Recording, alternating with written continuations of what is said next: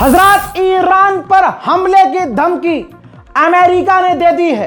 Donald Trump ने कह दिया है कि अगर ईरान ने अपना न्यूक्लियर प्रोग्राम दोबारा शुरू किया बिना हमसे डील किए तो हम हमला कर देंगे।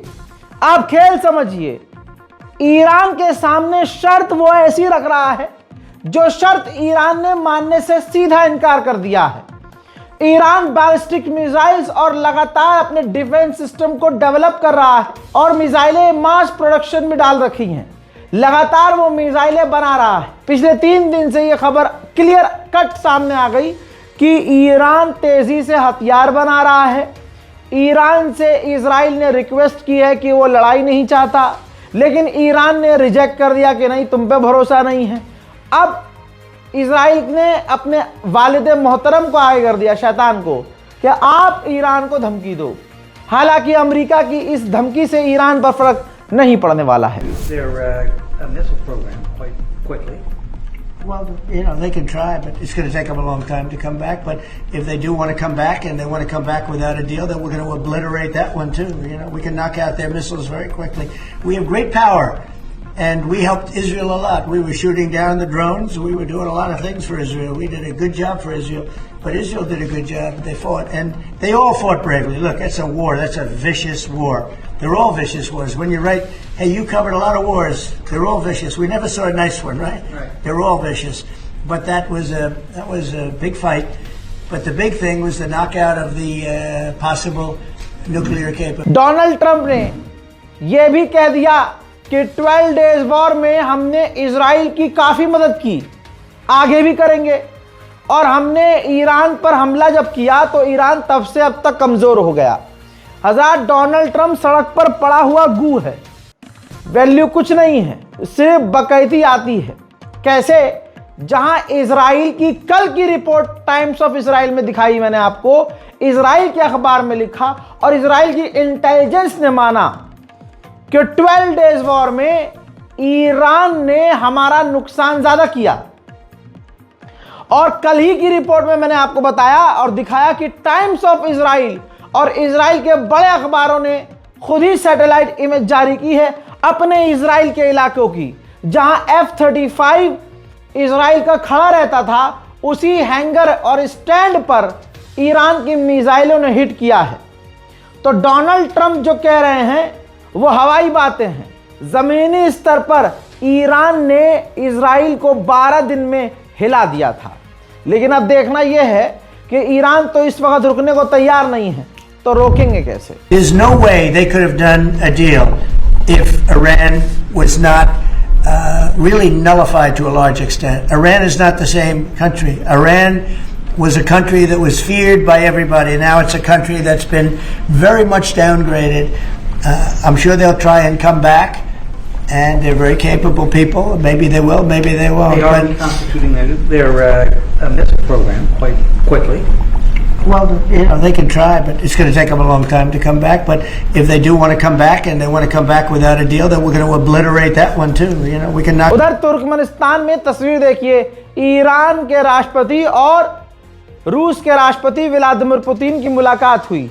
यहां पर बड़ी बात यह हुई कि भाई पुतिन ने साफ कह दिया कि हम ईरान के न्यूक्लियर प्रोग्राम के साथ हैं, क्योंकि वो हथियार नहीं बना रहे हैं। वहीं पर इराक के राष्ट्रपति से भी मुलाकात हुई है, ईरान के राष्ट्रपति की। और बड़ी बात यह कि पाकिस्तान के प्रधानमंत्री शहबाज शरीफ से भी तुर्कमेनिस्तान में ईरान के राष्ट्रपति ने मुलाकात की है। ईरान के राष्ट्रपति ने कहा कि इजराइल को दुनिया ने इतनी छूट दे रखी है कि उसने हजारों इनोसेंट्स को कत्ल कर दिया है, हमारे लोगों को मारा है, लेकिन उसको कोई सजा नहीं मिली है। عملاً به ایجاد نوعی حق ویژه برای رژیم صهیونیستی منجر شده که منشأ بسیاری از جنگ‌ها و بی‌عدالتی‌ها در منطقه است. این حق ویژه محصول ترکیب پیچیده‌ای از محاسبات ژئوپلیتیک، اتحادهای تاریخی، منافع امنیتی غرب و بی‌تعهدی نهادهای بین‌المللی به اجرای واقعی عدالت است. در چنین فضایی است कि इन रजीम तवानसास। आपको मालूम है कि लेबनान के अंदर अमेरिका की पिट्ठू सरकार है, तो अब वो क्या कर रही है? अमेरिका को खुश करने के लिए लगातार वो काम कर रही है। लेबनान के विदेश मंत्री ने कहा कि मिडिल ईस्ट में जो अनस्टेबिलिटी है, जो उत्पात मचा हुआ है, ये वजह है सिर्फ ईरान की विदेश नीति की। वाह भाई वाह, वाह, इधर ला अपना मूला, इसके बीच मूला। अबे भाई हद हो गई। इजराइल सीरिया में हमले कर रहा है, लेबनान पर हमले कर रहा है, गज्जा पर हमले कर रहा है, फिलिस्तीन के वेस्ट बैंक पर हमले कर रहा है। कहाँ हमले नहीं कर रहा भाई? वो यमन में हमले कर रहा है, 5 जगह तो मैंने गिना दिए, और उसकी मुसाद हर जगह घुसी हुई है। इराक में अलग हमले हो रहे हैं, तमाम जगह मिडिल ईस्ट में। लेकिन इल्ज़ाम ईरान पर लगाएंगे घूम फिर के। वाह भाई वाह, जैसे भारत में भाजपा नहीं करती है नेहरू की गलती, ऐसे मिडिल ईस्ट में कुछ भी हो ईरान की गलती। उधर ईरान बड़ा कदम उठाने वाला है। ईरान अपने फ्यूल प्राइस को बढ़ाने वाला है। ईरान के अंदर इससे उत्पाद तो इतना नहीं मचेगा, लेकिन जो ऑयल वो दूसरी जगह एक्सपोर्ट कर रहा है, वहां पर थोड़ा उसको दिक्कत हो सकती है, क्योंकि महंगा तेल कोई लेना नहीं चाहता। अभी अमेरिका की फटके 4 इसलिए है, इजराइल की सांस इसलिए अटकी हुई है कि ईरान ने अपना जो लेटेस्ट, आप भी ध्यान दीजिएगा, ईरान ने जो अपना लेटेस्ट ड्रोन हादी दिखाया है, हादी 110 नंबर होता है हजरत अली का, ठीक। हादी नाम जो है आपको पता है, उर्दू में आने आप निकाल सकते हैं। हादी 110 नाम का, इसको याद रखिएगा दोस्तों, हादी 110 ईरान के इतिहास का सबसे खतरनाक और सबसे तेज, सबसे फास्ट ये ड्रोन है, जिसकी स्पीड है मैक्सिमम 517 किलोमीटर प्रति घंटा, और ये 1 घंटे में 90,000 मीटर की उड़ान भर सकता है, और ये लगभग 350 किलोमीटर दूर तक हमला कर सकता है। अब जो इसकी स्पीड है 500 किलोमीटर प्रति घंटे, ये काफ़ी ज़्यादा है। अब ये ईरान के इतिहास का सबसे फास्ट ड्रोन है, तो इसको इतनी जल्दी मार गिराना भी मुश्किल है। ऐसे में आप समझ सकते हैं कि इजराइल की हवा संड क्यों है। उधर इजिप्ट अपना मतलब निकालना चाह रहा है, इजिप्ट राजी है। इजिप्ट बात नहीं कर रहा था इजराइल से, अमेरिका ने कहा भाई बातचीत करो, तो इजिप्ट ने कहा कि भाई डील करो पहले हमसे। इजराइल से कहिए कि हमें डील, हमारे लोगों को मारा है मारे, फिलिस्तीन को बेच दे, वेस्ट बैंक पर कुछ भी करे, बैतुल मुकद्दस ले ले, कुछ भी करे। यह मानसिकता है इजिप्ट की गवर्नमेंट की। दोस्तों आपको बता दूं कि मतलब ही इजिप्ट इतना है कि आजकल में ही नेतन्याहू इजिप्ट जाने वाला है, और इजिप्ट जाकर इजराइल और इजिप्ट के बीच मल्टी बिलियंस डॉलर की डील करने वाले हैं। यह है इजिप्ट आपका। उधर लेबनान पर इजराइल के हमले लगातार जारी हैं। कुछ ही वक्त पहले इजराइल ने जो लेबनान पर हमले किए हैं, देखिए।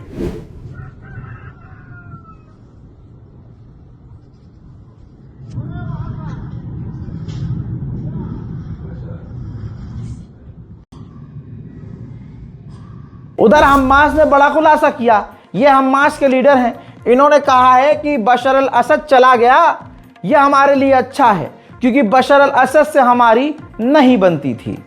हजरत मोहतरम, बहुत खबरें हैं, बहुत सारी चीज़ें हैं, लेकिन कुछ चीज़ें आपके लिए भी ज़्यादा ज़रूरी है। भैया देश का हाल बहुत बुरा है, इतना सोच नहीं सकते जितना बुरा है। जीडीपी कहाँ जा रही है, रुपया कहाँ जा रहा है, नौकरी है नहीं, जिनके पास है उनकी सैलरी इतनी नहीं कि बेचारे किराया, घर का कुछ खाना पानी, अनाज के अलावा तीसरा कुछ काम कर सके। जिंदगी किस्तों पे चल रही है। ऐसे में मेरे चाहने वाले मुझसे कहते हैं, उम्मीद की किरण मानते हैं मुझे, लेकिन इतना बड़ा हूं नहीं मैं, लेकिन फिर भी आपके लिए किरण ढूंढ के लेके आया हूं। एक तो हम ईमानदार, हमारे देखने वाले ईमानदार, 1 नंबर हलाल काम करने वाले। हराम काम करना हो तो भैया आसान तरीके बहुत हैं, लेकिन दिक्कत यह है कि आप भी 1 नंबर वाले और हम भी 1 नंबर वाले ही तो रह जाते हैं, मिडिल क्लास और गरीब। 2 नंबर वाले तो आगे बढ़ ही जाते हैं। लेकिन फिर भी आपके लिए हलाल और 1 नंबर का तरीका मैं निकाल के लाया हूं। देखिए, इस ऐप का नाम है मार्केट वॉल्फ। अच्छे खासे पैसे आप कमा सकते हैं, बस थोड़ा सा दिमाग इस्तेमाल कीजिएगा। लोग कमेंट करते थे, आज मैं जवाब ले आया हूं। जैसा मैंने आपसे बोला, पहली बात, ये ऐप सेबी से रजिस्टर्ड है। कोई फर्जी नहीं। हजरात, इस ऐप के जरिए आप अच्छा पैसा कमा सकते हैं। सवाल अब आपका ये होगा, रजा भाई इसे यूज कैसे करते हैं? तो चलिए मैं आपको बताता हूं। ये ऐप खास करके आपको खुद ही गाइड करती है। इस ऐप में आपको ये दिखाया जाता है, ये ऐप आपको बताती है कि कौन सा ट्रेंड चल रहा है, किस ट्रेंड को फॉलो करके आप उस पर इन्वेस्टमेंट कर सकते हैं। और मजेदार बात यह है, जहां दूसरी कंपनीज, दूसरी ऐप ये कहती हैं कि भैया और पैसा लगाओ, ज्यादा पैसा लगाओ, मार्केट वॉल्व ऐप पर आप कम और छोटी इन्वेस्टमेंट के साथ ट्रेडिंग शुरू कर सकते हैं। ऐसी ऐप में आम जनता और ईमानदार लोगों का डर यह होता है तो यह इसमें नुकसान ज्यादा होगा, लेकिन इस ऐप में इनबिल्ड ऐसा फीचर है कि आपने अगर स्टॉप लगा दिया, ऑटो स्टॉप, यानी आपने एक लेवल सेट कर दिया कि भैया इतने लॉस तक अगर आया तो ठीक, इससे नीचे गया तो भैया नीचे जाने नहीं देना, तो वो ऑटो कट लग जाता है, स्टॉप लग जाता है, जिससे आपका नुकसान ज्यादा ना हो। अब सवाल यह है कि भाई इनका ब्रोकरेज क्या है मार्केट वॉल्व का? भाई पूरी इंडस्ट्री में, इस लाइन में सबसे कम ब्रोकरेज मार्केट वॉल्व का है। आइए अब मैं आपको आपकी स्क्रीन पर कुछ खास चीज दिखा रहा हूं। प्रॉफिट ट्रेंड के हिसाब से मूव कर रहा था, मैंने स्टॉप ट्रेड पर क्लिक कर दिया और बस उसी वक्त 1306 का प्रॉफिट बुक हो गया, वो भी इतने कम समय में। अब सोचिए इस पूरी फैसिलिटी को सिर्फ 99 रुपए में आप लाइफ टाइम के लिए इस्तेमाल कर सकते हैं। मजेदार बात यह है कि आप यहां सब कमोडिटीज यानी गोल्ड, सिल्वर, क्रूड ऑयल या नेचुरल गैस में भी ट्रेड कर सकते हैं, वो भी दिन के 9 से रात के 12 बजे तक। ऊपर से मार्केट वॉल्व ऐप आपको फ्री रिकमेंडेशन देता है कि क्या चल रहा है। जैसे ये देखिए, लोगों ने 14 तारीख को एक दिन में 12,240, जून में 70,668, जुलाई में 59,696 और अक्टूबर में 58,260 का प्रॉफिट बुक किया। और इस प्रॉफिट में मार्केट वॉल्व का कोई कमीशन लगता ही नहीं। इतना समझाने के बाद भी एक नंबर हलाल तरीका अगर आप इस्तेमाल नहीं कर रहे हैं तो फिर आप रोना बंद कीजिए, गलती आपकी है। डाउनलोड लिंक डिस्क्रिप्शन में डाल दिया है, कमेंट सेक्शन में भी पिन कर दिया है। अब फोन में घुसकर जिन्नात की तरह मैं इंस्टॉल नहीं कर सकता, थोड़ी बहुत उंगलियां आपको खुद चलानी पड़ेंगी। बैक टू द पॉइंट दोस्तों, गाजा में मैंने कल बताया था, गजा में बरसात की वजह से जो जर्जर इमारतें थी वो गिरना शुरू हो गई थी।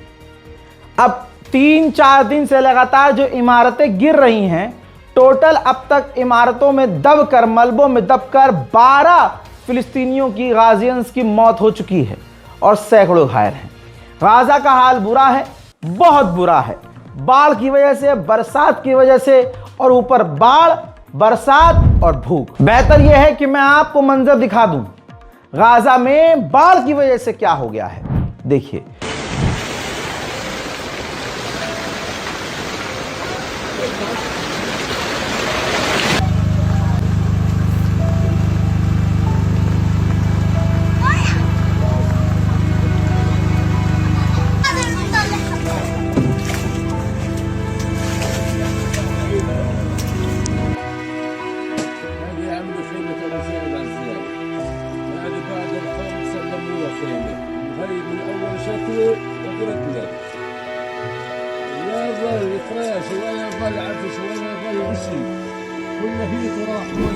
हजरात मोहतरम, इसीलिए ये बार कोड जारी किया है मैंने, इसीलिए मैंने आपको ये बोला है कि आप अकाउंट, बैंक अकाउंट, जो सेविंग अकाउंट है, नाम आएगा अली रजा, IFSC कोड दिया हुआ है। अगर स्कैनर काम ना करे तो बैंक ट्रांसफर भी आप कर सकते हैं, क्योंकि देखिए बार तो वहाँ है ही, लेकिन हमारा फोकस है जिंदा रहने के लिए जो ज़रूरी चीज़ें हैं, रोटी, खाना, पानी, फिलहाल वो ज़रूरी है। वहाँ हम ज़मीन का तो इंतज़ाम नहीं कर सकते, लेकिन जिस बहन से हम इस वक्त कांटेक्ट में हैं, उनका यही कहना है कि खाना पानी और मुश्किल हो गया है इस बाढ़ की वजह से, लिहाजा मदद के लिए आगे आना चाहें तो आ सकते हैं।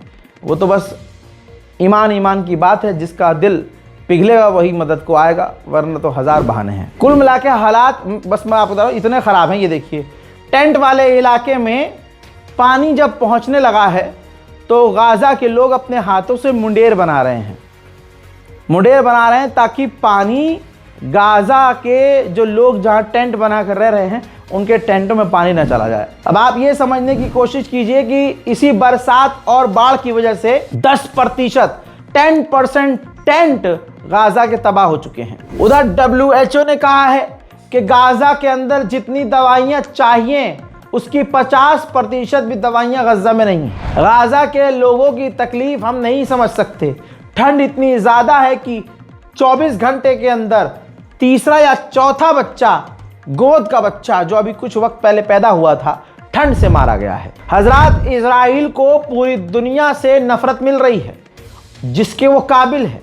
यूरोविजन, यूरोप के एक ऐसे शो की बात कर रहा हूं जो होने वाला है, यूरोप का एक सबसे बड़ा सिंगिंग कंपटीशन जिसमें यूरोप के तमाम देश शामिल होते हैं। पिछले साल का विजेता ये रहा।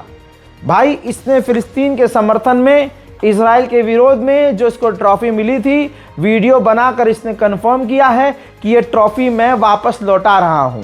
क्यों? क्योंकि हम लोग नहीं चाहते कि इस साल के यूरोविजन में इजराइल पार्टिसिपेट करे और उसको अलाउ कर दिया गया है कि वो भाग ले सकता है। इस वजह से विरोध में मैं ये ट्रॉफी लौटा रहा हूं। हिजड़ों की तरह बैठकर पूरा अरब देख रहा है और वेस्ट बैंक पर इजराइल का कब्जा हो रहा है।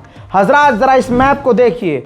वेस्ट बैंक में 19 जगह और इजराइल ने फिलिस्तीनियों के मकानों पर कब्जे को अप्रूव कर दिया है। ब्रेकिंग न्यूज में आप सुनिए ब्रिटेन ने क्या कहा है। भाई, जो ICC के जज हैं उन्होंने बताया है कि ब्रिटेन के ऑफिशियल्स ने पर्सनली मुझे धमकी दी है कि अगर पूर्व इजराइल के विदेश मंत्री, पूर्व इजराइल के डिफेंस मिनिस्टर और अभी जो प्रधानमंत्री नेतन्याहू हैं, इनके खिलाफ अगर आपने इन्वेस्टिगेशन बंद नहीं की और तमाम केस को रद्द नहीं किया तो जितने हम आपको फंडिंग करते हैं और हमने जितनी फंडिंग आपको की हुई है हम सब वापस खींच लेंगे और एक पैसा आपको नहीं देंगे और आपके लिए मुसीबत खड़ी कर देंगे। इन तमाम चीज़ों के बीच मिडिल ईस्ट स्पेशल रिपोर्ट में यह भी बताना ज़रूरी है, गाज़ा फिलिस्तीन तो ठीक है, लेकिन अब वक्त है आपको तुर्की से खबर दिखाने का। ये देखिए, तुर्की ने एक खतरनाक बैलिस्टिक मिसाइल का सफल परीक्षण किया है, सक्सेसफुल टेस्ट किया है। यह बैलिस्टिक मिसाइल काफ़ी खतरनाक है, इसको रोकना नामुमकिन है। तुर्की काफ़ी लंबे समय से इस बैलिस्टिक मिसाइल को बनाने की तैयारी कर रहा था और मिडिल ईस्ट में जहां हालात खराब, इसी बीच तुर्की ने इस बैलिस्टिक मिसाइल को टेस्ट कर लिया है। आप सोच नहीं सकते कि इजराइल के पास कितने हथियार हैं। पूरी दुनिया के सबसे ज़्यादा हथियार इजराइल के पास ही हैं और सब हराम के। ज़रा ये देखिए, इतना पैसा और इतने हथियार हैं इनके पास कि सामने गाज़ा में मौजूद बिल्डिंग को, इमारत को बिल्डोजर से तोड़ सकते थे, लेकिन ये बंदूक की गोलियां ताबड़तोड़ उस बिल्डिंग पर चलाकर उस बिल्डिंग को तोड़ने की कोशिश कर रहे हैं। हजरात मोहतरम, मैं क्या बताऊं और क्या दिखाऊं, मेरे समझ से परे है। बस यही कहूंगा कि गाज़ा के लिए दुआ कीजिए, इस रिपोर्ट को शेयर कीजिए और अपनी दुआओं में मन करे तो मुझे याद रखिए। ज़्यादा से ज़्यादा गाज़ा के, फिलिस्तीन की मदद के लिए आगे आइए। और जिस वीडियो का वादा किया था मैंने रज़ाग्राफी सोशल पर वो वीडियो अपलोड कर दिया है, जाइए देखिए, जिसमें मैंने बताया है कि आज का जो इजराइल ताकतवर बना हुआ है ये इतना ताकतवर नहीं था। मैंने ये वीडियो यहाँ देखिए पोस्ट कर दिया है, रज़ाग्राफी सोशल पर जाइए और वीडियो को ज़रूर देखिएगा, जिसमें इजराइल ने मूसाद के ज़रिए रूस के फाइटर जेट की ही चोरी करवाई थी। ऐसी हज़ारों कहानियाँ रज़ाग्राफी सोशल पर मौजूद हैं। देर किस बात की, जाइए देखिए। खैर, जाते जाते फिर से याद दिला दूं, मार्केट वॉल्फ ऐप भाई 2 मिलियन से ज्यादा लोग यूज कर रहे हैं। बताता रहता हूं, समझ में आता नहीं है आपको। और क्या करें, मोबाइल में जिन्नात की तरह के डाउनलोड कर दें? वो तो नहीं हो सकता है। उसके लिए डिस्क्रिप्शन में लिंक मैंने डाल दिया है डाउनलोड का, और कमेंट सेक्शन में भी मैंने डाउनलोड का लिंक पेस्ट कर दिया है। खाली क्लिक करना है, डाउनलोड करना है। जय हिंद।